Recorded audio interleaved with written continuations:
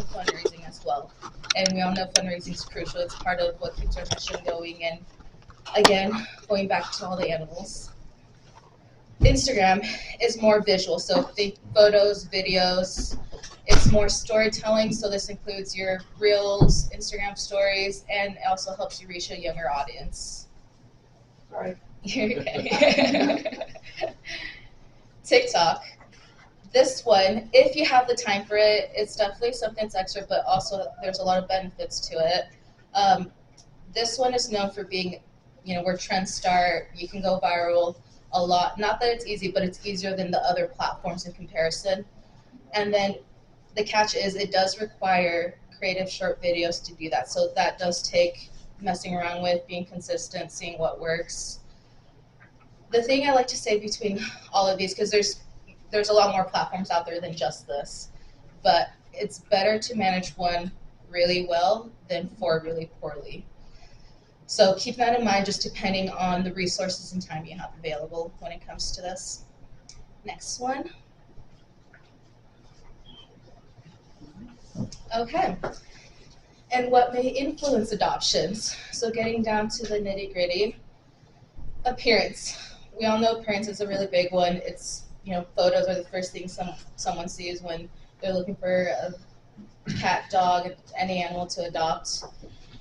This especially applies more so for dogs. It does apply to both, but more so for dogs. So it's the photo that draws someone in, that helps someone want to pursue and learning more about them and maybe even go and meet them. And then for cats, again, this does apply for both, but mostly for cats, it's their behavior towards people. So when photos, videos can showcase that, that definitely makes a really big difference in terms of cats.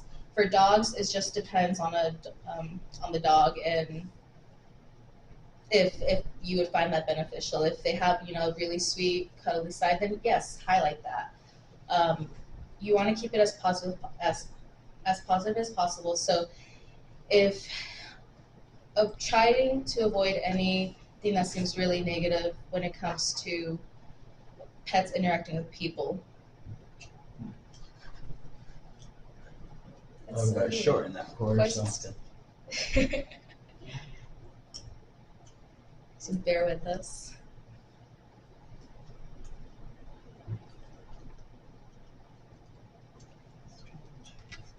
It's really weird. I was doing so well earlier. We'll just try not to touch the cord too much. So I'm sorry about that, guys. We'll get through it. Okay.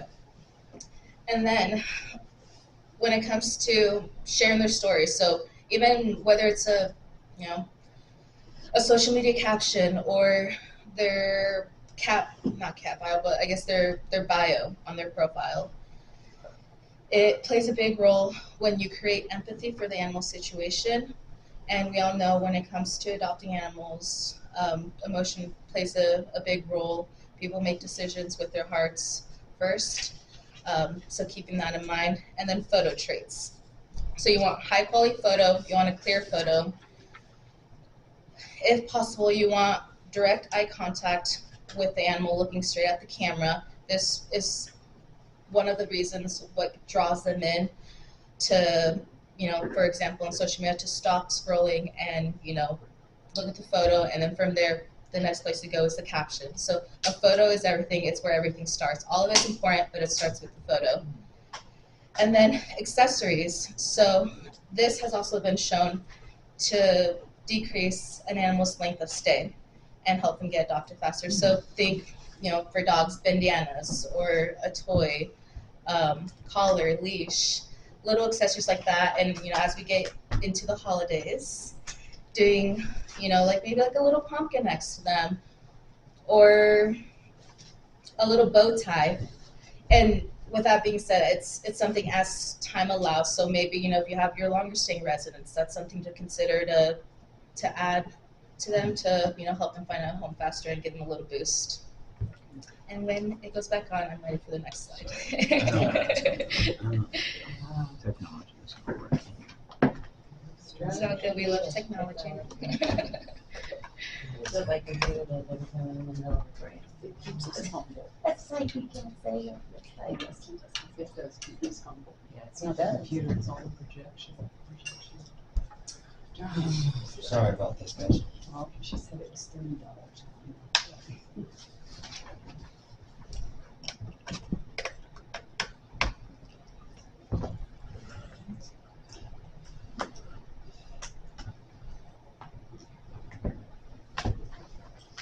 Yeah, I don't know why it just quit on us all of a sudden.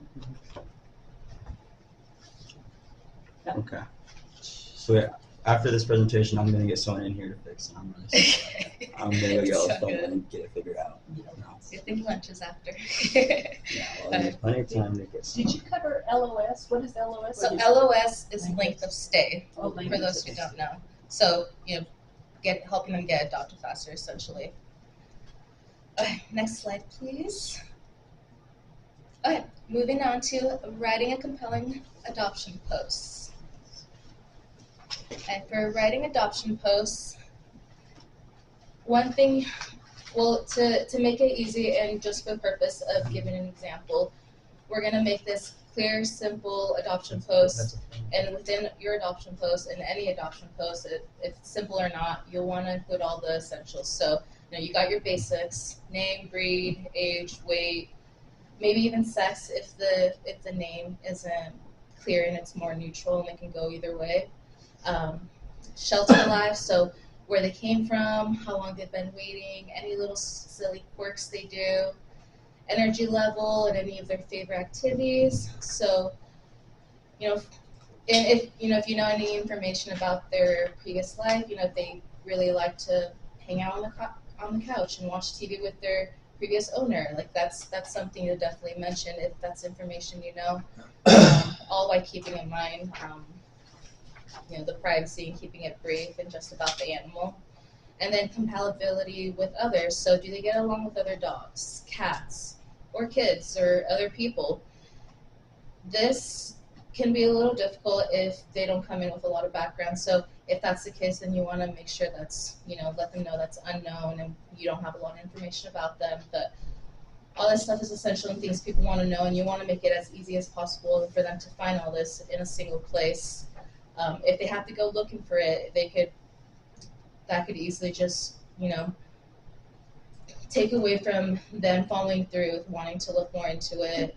So giving them all the information and then including your adoption info at the bottom. So things like shelter hours, address, what's included, so spay, neuter, vaccines, microchip. Some people like to include adoption fees. That will depend on you whether you go about it. For the Simply Cat social media I manage, I have a link to the adoption process and I leave that out. But that is up to you, and you can play around with it and see what works, what doesn't work. Do one with the adoption fee, do one without. But more than anything, I try to keep it about the cat and all the information about the cat. Next. Okay, so just for an example, this is a simple adoption post. It just includes all the basics, and just to keep it short and sweet. So I'll go ahead and read it. Rue is a 3-year-old boxer mix who weighs 55 pounds. He's been at the shelter since February, almost 200 days. Rue knows how to sit, shake, and down. He's very friendly with people and sweet with kids. He's got medium energy, knows how to chill. He loves running zoomies. Rue needs to be the only pet in his home. And then you have so on, more adoption info about the specific shelter. But to just give you a rough idea, this is very, very basic. Go to the next one. So now we're gonna, give some life to it, add some more with the help of our friend ChatGPT. ChatGPT is really useful. If you haven't used it already, I definitely recommend starting. Just get started, mess around with it. It saves time, and it might take a little bit to learn how it works and mess around, but it's definitely worth it. It'll help elevate your adoption post, and it can help you create multiple variants so you can see what works for your platform, what works for your audience. So the thing with this is you want to think of AI as your creative partner or assistant. You don't want to just copy and paste. Definitely always read it over. If it's not true about the animal, you definitely want to adjust it. You don't want to, say your dog really loves to go on runs and they actually are. You'll have to tug them when you try. So definitely try to read it over. You want to keep it true to what it is. And another thing is you don't want to start from scratch. So what we did before creating this very basic adoption post is a good rule of thumb to just give it something to work with, give it the context, even if it's really basic, but you do not want to start from scratch. It ends up making it harder and more work on you just to get what you want. And again, know enough to know when it's wrong. So ChatGPT is known to want to give you an answer, and just for the sake of needing to give you an answer, it might just say something that's not true. So definitely, like if you're looking for some factual checking, always ask for like links, like where did you find this? Ask questions and confirm and verify. So to start with, you do want to assign it a role. So in this case, for social media, you can say something like, you are a social media director. This will help it give it a better understanding, and it'll also give you a better response. And if you really want to get more immersed in using ChatGPT, you also want to provide copy text. So this could be maybe any previous captions that have worked for you previously, or just any of your writing pieces. It'll just let it learn your style, make sure it keeps your voice so you don't lose that within the responses, so it doesn't sound all robot, and you can still keep your brand voice in that way. Next one. Okay, so here's a little example. So it is important to prompt your eyes, so it does need context. Sometimes the more context, the better, but to keep it simple, this will also do the job for something as simple as an adoption post. So again, I'll go ahead and read it. You are a social media director for and then whichever is applicable to you guys. We'll stick with animal rescue. Here is a simple caption for, in this case, an adoptable dog, but you can change that too. And then go ahead and quotations insert that simple caption you created. And then at the very end, in front of that, go ahead and follow that by something along the lines, and these are just very simple examples, like make it funnier, make it more emotional, make it stand out more, or make it more clever. And as you go, you can also, if you did make it funnier, you could say make it a little shorter, or so on. You can keep adjusting it, but it's definitely something to mess around with. And as you do this, and it is good to interact and ask questions or tell it what to do or what you're wanting more of, because it's getting to know you. You're building a relationship with this ChatGPT. It has a little memory. It's getting to know what you like, what you want. So you'll notice, like, for two different people who use ChatGPT, they're going to use like maybe the exact same prompt, they're going to get slightly different responses because it's getting to know your style. It's getting to know you, and you're personalizing it to what your needs are. So keeping that in mind, that's something that's going to take time, and you'll start noticing that the more and more you use it.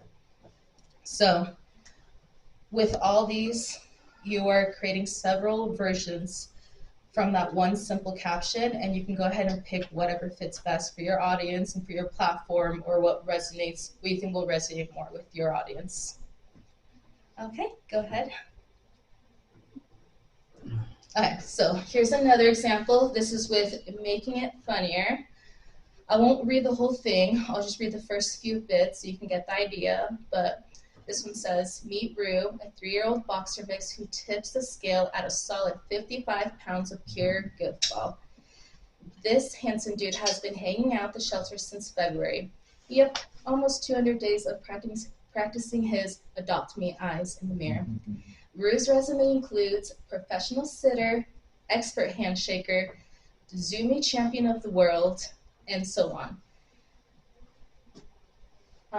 but you get the idea, and here in the next few you'll see how they differ with all the other make it clever and so on. Go ahead, next one. So this one's that make it more emotional. So this one says, for nearly 200 days, Rue has been waiting. This sweet 3-year-old boxer mix came to the shelter in February, and day after day, he's watching families walk past his kennel without choosing him. Rue is 55 pounds of love, silliness, and loyalty. He knows his commands: sit, shake, and down. He's always eager to please. With people, he's nothing but gentle and affectionate, and he has a special softness with kids.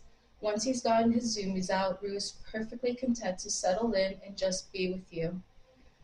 So this is another one appealing to emotion. You get the idea. It's always the first sentence that you definitely will notice the biggest difference of, where it draws people in. It's the first thing they read. Next one. Okay, and this one's make it stand out more. So with this one, this was a response. There's 200 days. That's how long Rue has been waiting. Rue is a 3-year-old boxer mix, 55 pounds of goofy, lovable energy, wrapped up in the sweetest brown eyes. Since February, he's been sitting in a kennel, hoping today will be the day someone finally chooses him. What makes Rue special? Knows his basics. Sit, shake, and down, friendly with people, and especially sweet with kids, zooming master, cuddle expert, and so on.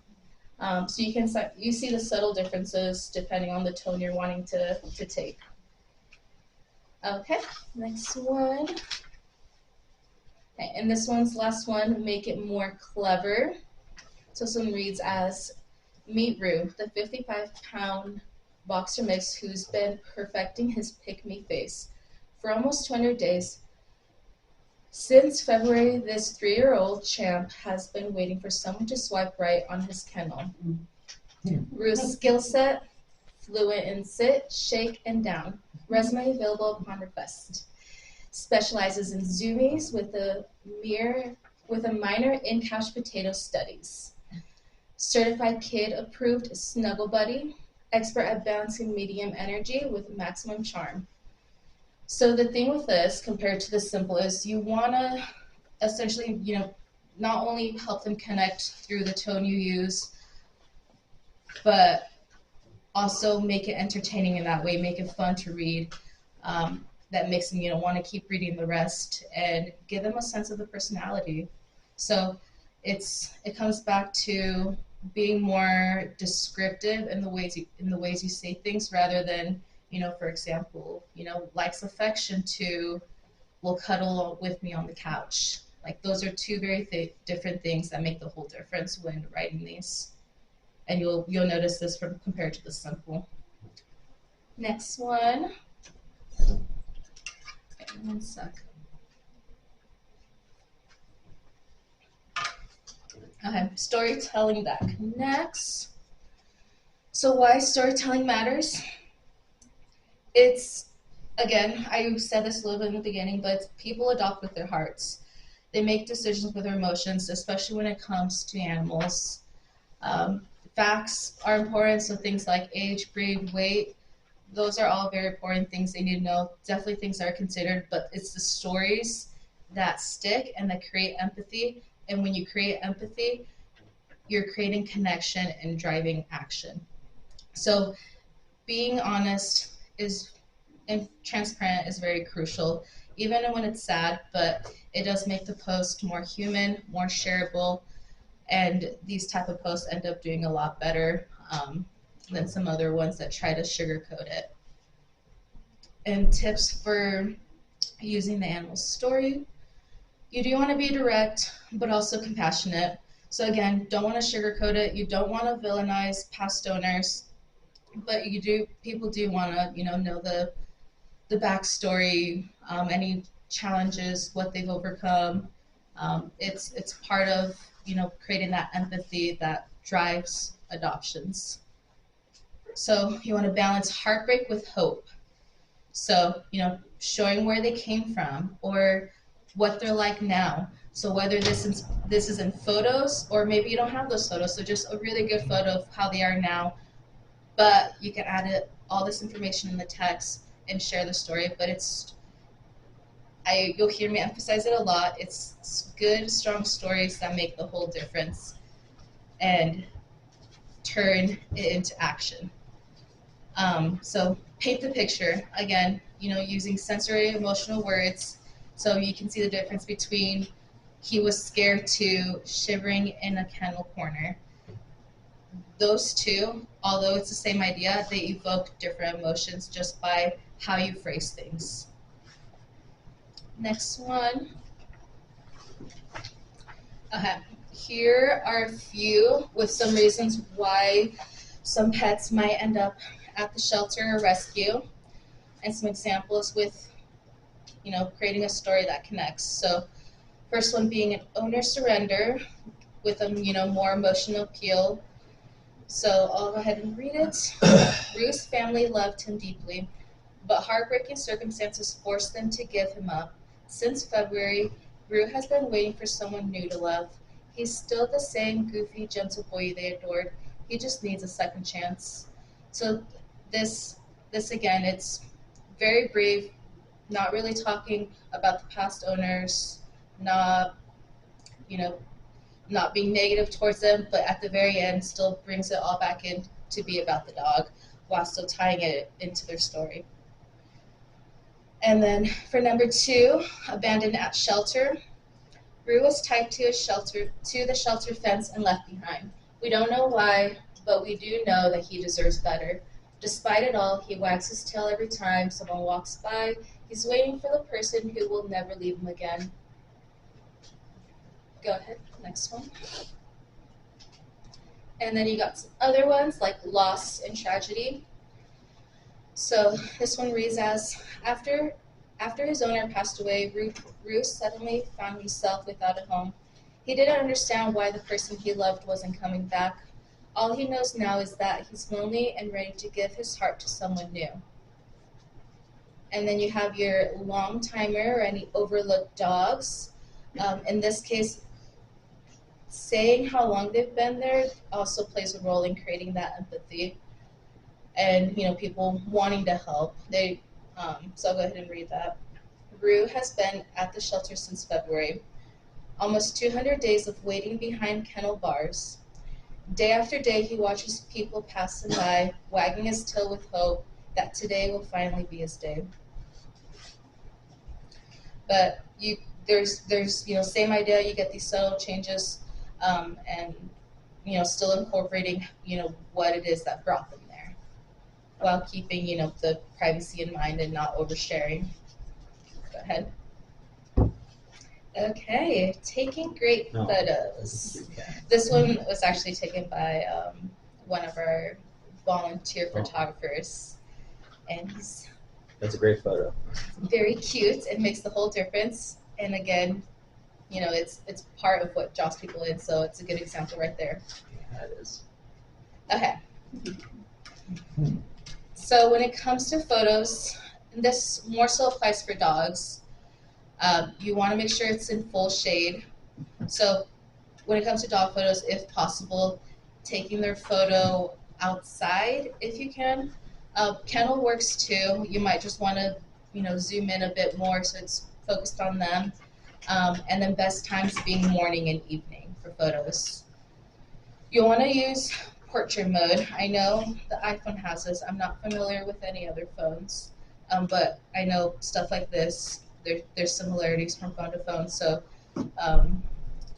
you want to use portrait mode, and this essentially is blurring out the background, making the background more simple, not distracting.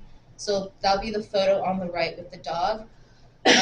It really downs on and focuses on the face, and that's exactly what you want them looking at, is their face, their eyes, their features.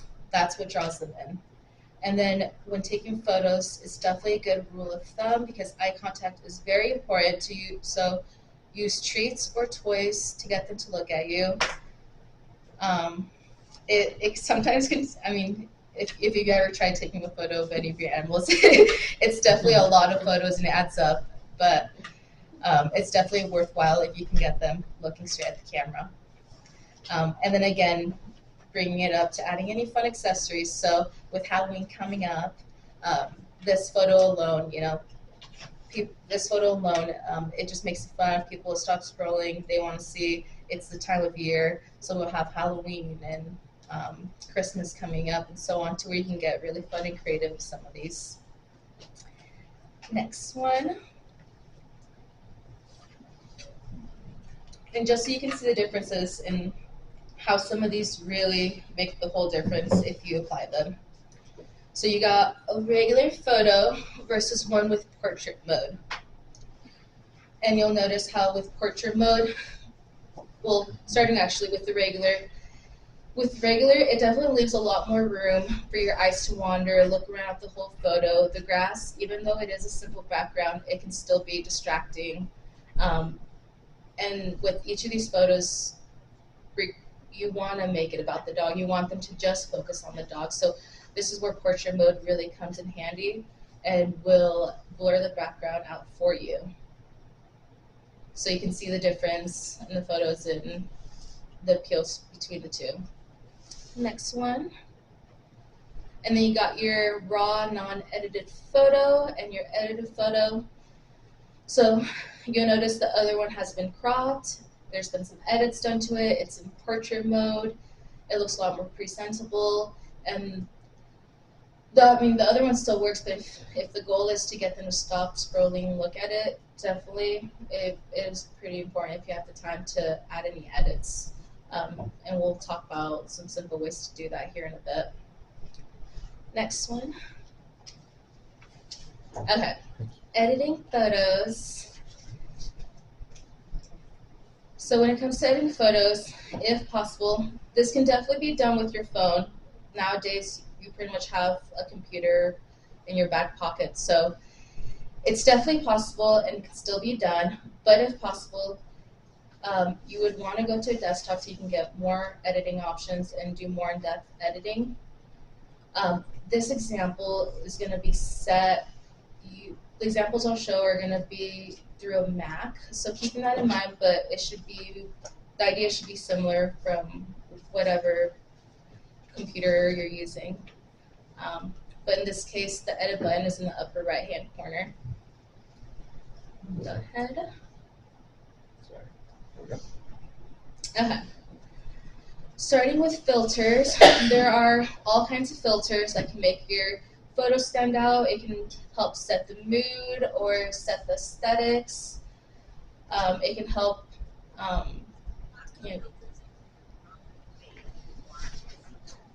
apparently Siri's listening to me.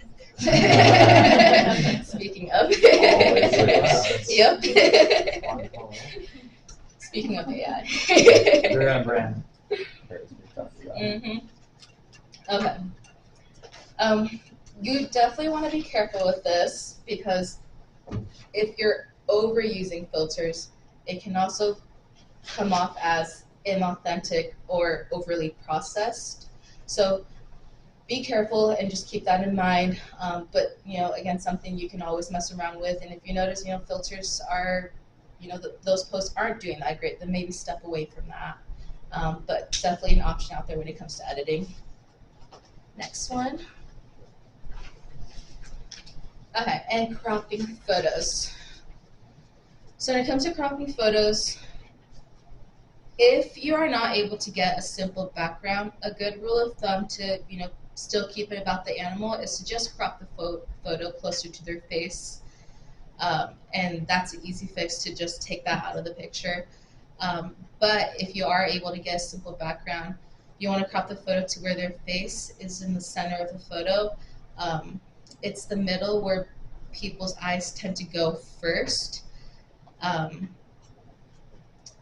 cropping is pretty easy, and there's even things to straighten out the photo if it's a little crooked and so on.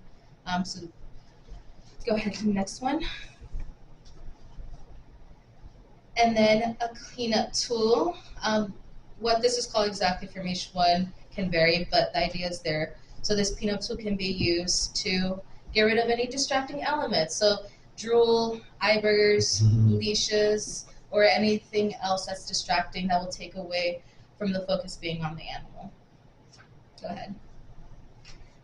And then when it comes to portrait mode, you can adjust the depth. So maybe that's a little, the more in depth you go, the more blurry it'll be around the face. The more out you go, you can see a little bit more of the face and surrounding area. So you can just something to mess around with depending what you're wanting and just use your best judgment. But you do have that option. And then there's studio light. This will just help brighten up the face more. Did you want me to move? Sorry. No, you're good. Yeah, you're good. Okay.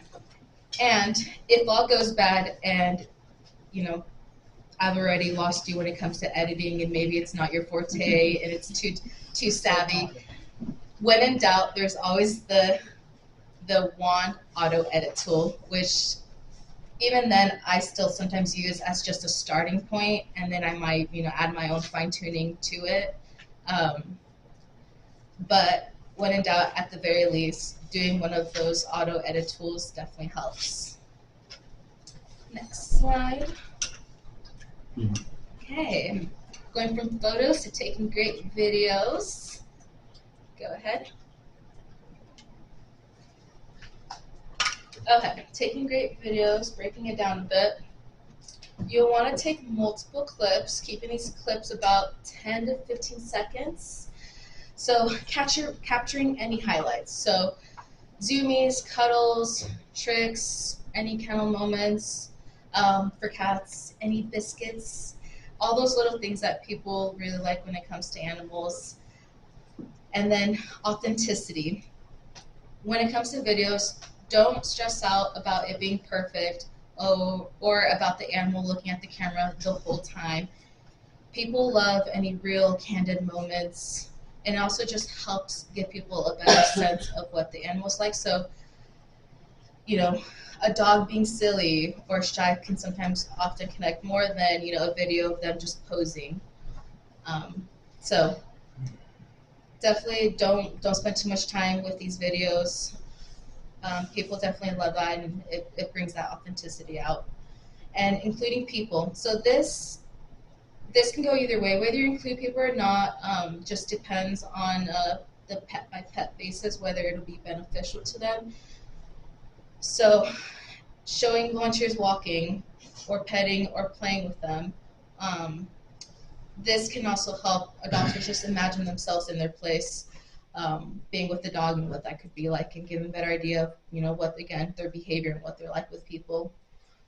And reels overall, if you've done it yourself, you've gone through reels, it's really easy just to keep scrolling and scrolling, or to lose interest quick after a few seconds in. So you want to keep these short ideally. So 15 to 30 seconds is a good rule of thumb to follow with. Go ahead. Okay, and then putting videos together. So if you haven't downloaded TikTok, you might want to consider it. But TikTok does have this really free and handy tool to help you auto edit videos together.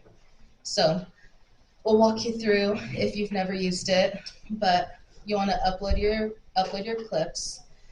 So, and once you get those uploaded, TikTok does have this auto stitch feature where it will add it all together for you, make the cuts for you, and even add any trendy music for you. So on the photo on the right, at the top is it choosing automatically what music it thinks it would fit best. You can click that, you can go through it if you want to see what else there is, but that is just something else that just makes it really easy, and you don't even have to worry about going through all these audios. And then at the bottom, you'll see the auto cut. That's what I was describing. We'll make cuts automatically, stitch all the videos together, and make it really easy to just put videos together, because videos can be time consuming to do if you're doing it from scratch. And then, so again, the auto edit, I already touched on that. Again, super handy tool, and it'll make these really polished posts and save you that much more time while showcasing the animal's personality. Go ahead. And then back to the music. So it was at the top of the screen.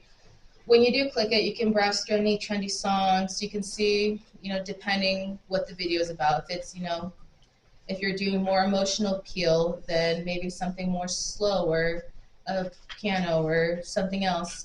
If it's, the dog is playing and, very happy, and then something maybe more energetic. So just depending what is within the video, you can go ahead and mess around with that. So dogs plus emotional music equals more shares and comments. This is true time and time again. And one thing to keep in mind is with trending audio, if you're posting these on TikTok, that already alone is very helpful in boosting your reach within the TikTok algorithm. If you are downloading this video, which it does automatically, and I'll mention this again later, you want to make sure to add your own original audio, which original audio can still be trendy, if you're posting it onto a business page specifically.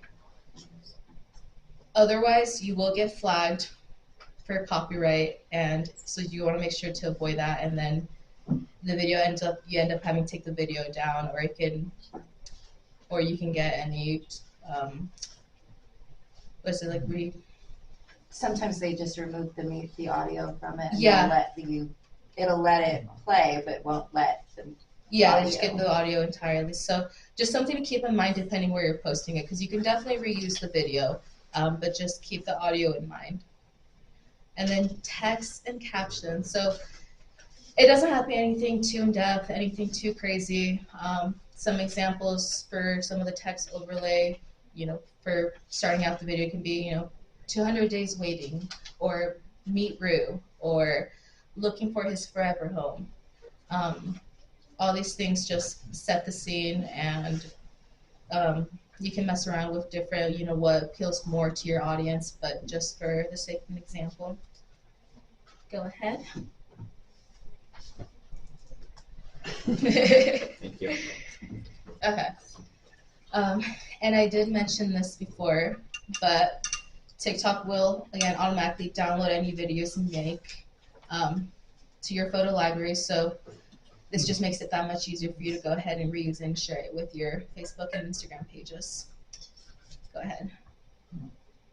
So here's a little reel. Look up at all of that blue sky now. There's a piece of it for everyone to do what's wrong with it. Live up to who you know you're meant to be. I know you got the invite, 'cause we all got the invite. Else we were outside the planet. Leave it go! The moment reach out and grab it. Come on, reach out and grab it. If we're gonna get higher, set it on fire. It's now or never. If we're gonna go crazy, let's go together. If we decide, it's all right, 'cause we got through. If we're gonna go crazy. So, believe it or not, she's since been adopted, but she was actually one of our really shy cats. So you'll notice a lot of it revolved around the play. So it's focusing on what is any little quirks and what's unique about the personality that sticks out, and highlighting those good things. She is really shy, and you're still able to pet her, but it's something you kind of had to get creative with, because as soon as people got there, and if they weren't able to interact with them as well, it's something that can deter people when doing that. So this just makes it fun, it makes it entertaining, it makes it shareable, and that's what you want. And when you have all those, that's when you get more reach, more people see it, and the more people that see her, the more likely she is to get adopted. Go ahead. Okay. Now, how to use these stories in TikToks and Reels. So that was a little brief story. They don't have to be too crazy. If it's for a fundraiser, it could be a lot more in depth. So just depending on your needs. But here are just some examples of something you could do, going back to Rue, our example, non-existent dog. So open your text overlay story. So that can be, something like 200 days ago, Rue's owner surrendered him with tears in their eyes. That alone being the first, opening caption gets people hooked, and then you can show a clip that matches that emotion. So it can be, for example, Rue looking out of the kennel or being cuddled by a volunteer. And then followed by some hopeful, uplifting videos. You always want to end on a good note. So zoomies, wagging, playing, and then with a call to action. This could be something, make an appointment, or something even like, Rue's story isn't finished. Will you be the one to write his happy ending, or happy ever after? Go ahead. And digging into more of the social media strategy, starting with managing content. So with this, it's definitely better if you do it in batches. It's more effective. It saves you time. It also saves you the headache from having to do it on a daily basis when you can do this ahead. So something free and easy is using like a Google Doc where you can write up all the content a few days ahead of time. And if you have access to the Meta Business Suite, that's when you can then just copy and paste these and post these in advance. So, and then of course using ChatGPT to create all these different variations of the same animal, see what works, and then change a few things up if needed, and then you have a whole list of captions that you can later go and then schedule. Tips for strong engagement. So if possible, again, keeping in mind that if you can only manage one platform really well, then it's better to do that. But if you're able to do all your platforms, sharing the same content across all of them even can sometimes work if time is an issue. Typically, Reels are more for Instagram, and photos do better on Facebook. But you can mess around with it, post the Reel on both, compare, see, just get to know your audience, see what resonates. Mix it up a bit. So you do want to have a mix of photos and videos. Photos are probably most common since videos do take time, but definitely use video strategically depending on the animal if you feel like it would benefit the animal or if they need a little boost because they've been there for a while. And then you also want to respond quickly to comments and messages to turn any leads, whether, in this case, adoptions. It also keeps them engaged and also ends up helping your reach as well if you're doing this. And then encourage sharing, whether it's directly or indirectly, by asking people to help you find the animal a home, or directly asking if they can share the posts to help you. But definitely something people can easily do and something you should remind your audience here now and then. And then inviting people to follow your page to keep growing your audience. So I know this is a little hard if you're a little newer. Getting started can sometimes be a little harder. So this is a good helpful tool that can be found in Meta Business Suite. So you can reach out to existing network. That's a lot of where it starts if you're completely new and starting a fresh page. So just inviting your friends list, and going from there, even just people who interact with your content but don't follow you, because you'll notice that there's, it's within Meta Business Suite, you'll notice there's a list of followers who interact with your content, and then you have a whole list of, it popped up on their newsfeed, but they're not actively following you. This is a way to make that connection, to build your audience, and, for more people to see your adoptable pets. So it's one way to grow your audience. Okay, and types of content you can do. So it'd be a few ideas. Definitely don't limit yourself to this, but these are some that usually do really well.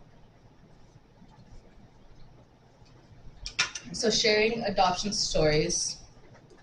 So this being when, for example, maybe you've had a longer staying resident, you've been consistently sharing it throughout your social media. You have people who've gotten invested and who've been following along. They might not be interested in adopting, but they do want to see this animal succeed. So if you have, especially for those specific animals, and even when not, if these posts still do really well. Showing, and if possible, if given permission and if they're okay being posted on your social page, I noticed that these posts do really, really well and can inspire others to even adopt. But that's one of the options, is just showing this animal got adopted, sharing their story a little bit, and they always make for good content. And engaging with your community. So asking for donations, name suggestions, maybe even volunteer foster help, and so on. People really want help, and you got to consider the types of people within your audience, whether it's, you got adopters, volunteers within there, fosters within there, and other supporters.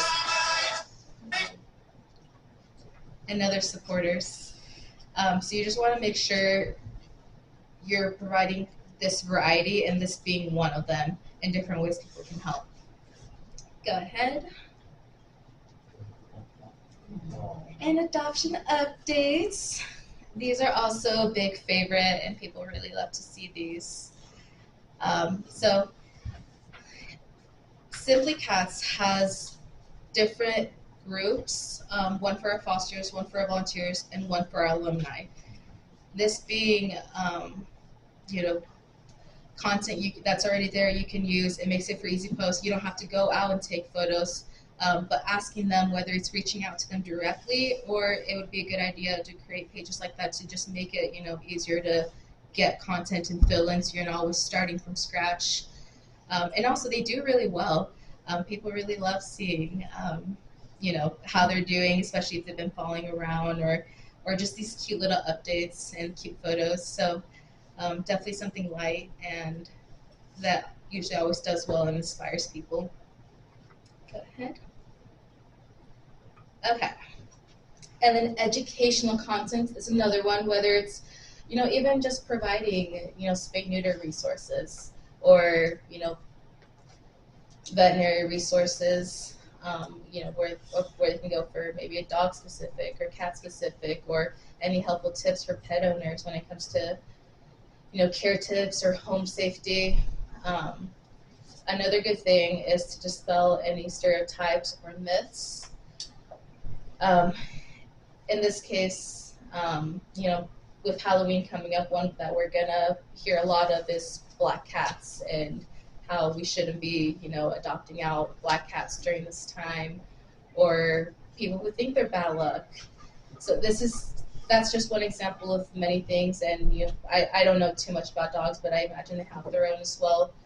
So another idea for content, and that's ends up doing really well. This post actually did really, really well, and a lot of people just didn't know this was a thing. And it also does go a long way in getting people to know about your organization when it reaches that many. Go ahead, next one. And another just really fun, easy one is any national days, months. So a few examples of some is National Adopted Dog, or National Adopted Cat Month, or Black Cat Appreciation Day, or National Check the Chip Day. That one could be a little bit even more educational too. Chip being a microchip, and then Foster Appreciation Week. These are all just more ideas for something easy to add some variety, to appeal to multiple audiences, and not just only posting adoptable pets on your page, which is important, but variety is also very beneficial. So definitely would recommend, if you haven't already, is subscribing to the Hearts Speak editorial calendar. I have that on my Google Calendar, and it'll show you a whole list of these, and within it'll even give you ideas and inspo of how you can use this to go back to to go back to your animals and how you can use it as a way to advertise them. So, and on the rise, recently it was National Tuxedo Day, so this was a little fun post we did that was really fun and did really well. Next one. Okay. One really big key thing is that you do not want to do it all alone. It is a lot. It takes time, and not many people do solely social media. Usually social media gets added onto your list of responsibilities. You wear multiple hats, and this is just something that's also on your thing. So definitely don't have to do it alone. Reach out to your community. Ask for volunteers who can do this. So whether it's, them taking photos of adoptable pets and gathering content for you, that alone is such a time saver. Or, even videos, you can get all these small clips for you, and all you have to do is piece them together. Writing bios. So bios are really important when it comes to an animal's personality, and well-written bios too. And then sharing stories, if they take them out for walks or play groups or outings. This is another good way to get a sense of their personality and help you advertise them. And even just managing your whole entire social media page, definitely worthwhile. Every time we put out help for volunteers, we always have a lot of people reaching out wanting to help. So don't undermine that. It's definitely an option, and I would highly recommend taking advantage of it.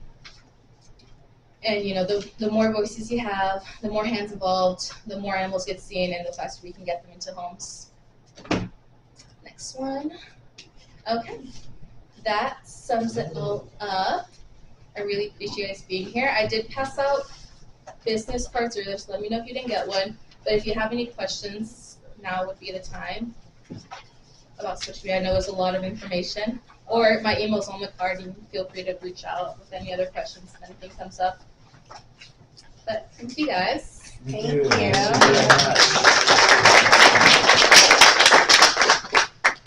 So what platforms technical are you finding difficulties. It's all good. We got through it. Yeah, yes, we did. I was Yes. wondering there What for a minute. platform are you finding being most effective? I know your slide said Facebook, but I mean, you have with Instagram, TikTok. So we do have all three of those. The TikTok, I personally don't use as much. I only use it if time allows, which, as we all know, usually there's not a lot of extra time to do stuff like that. And the thing that's hard with TikTok is they have to be creative, or it might just might not be worth your while to even do it. So definitely focusing on Facebook and Instagram were the two big ones. Facebook being, if you have to pick one out of the two, Facebook being the first one. Our Facebook page has the biggest following, has the most engagement, and does best compared to both. So for us, it's Facebook. So it does stand true to that. But if you can have both, I definitely recommend it, just because there's two different audiences in each. Well, that was going to be my next. Is like, if you're looking, are you seeing more of an older audience with Facebook and younger with Instagram, and then you've got like the really young generations on the TikTok side? Yes. Exactly that. Facebook Facebook is really known a lot and really effective when it comes to whether it's a rescue or just people trying to rehome their own pets. It's really beneficial in that way, and I think a big part of it is because sometimes like the Facebook groups that are created within.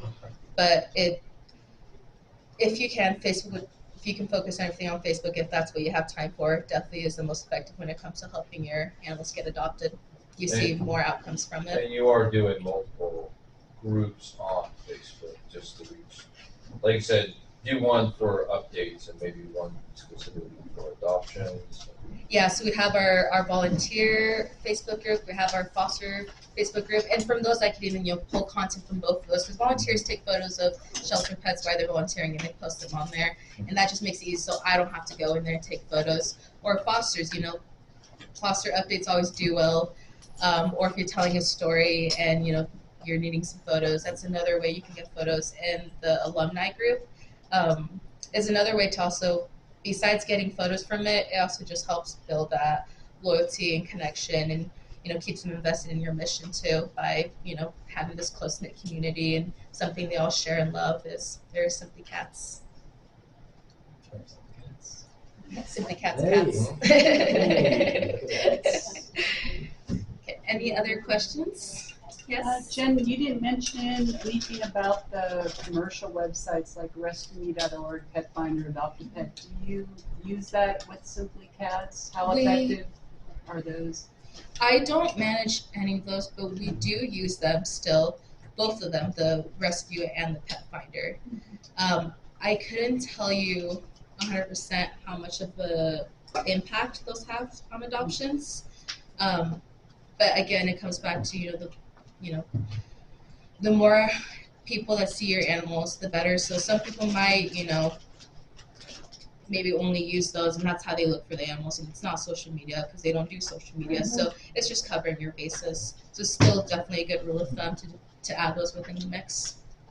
I'm gonna then share what I saw over the 4 years helping out a rescue. I used rescueme.org, and I got 90% of the leads for adoptions from rescueme.org. I wanted to just mention that. The rest was Facebook, but I just want to make sure you guys know that rescueme.org is still being used by maybe the more older, stable Yes. people Who are not as social media and savvy. I just want, don't forget about these. Yes. And with respect to Adopt a Pet and Pet Finder, it's we should do it because it's free, but it's not that great for leads.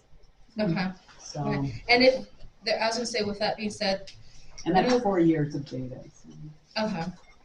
this is a little bit more advanced, but Google Analytics is free if you do have a Google page, and that can help you see where some of those leads are coming from, how people are finding your page, and where they're coming from to your website to potentially adopt.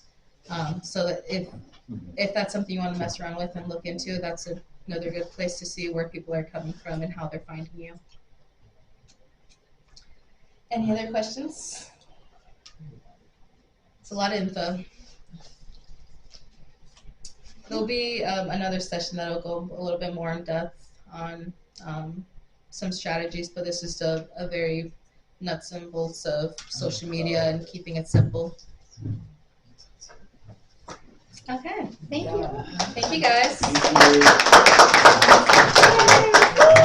you.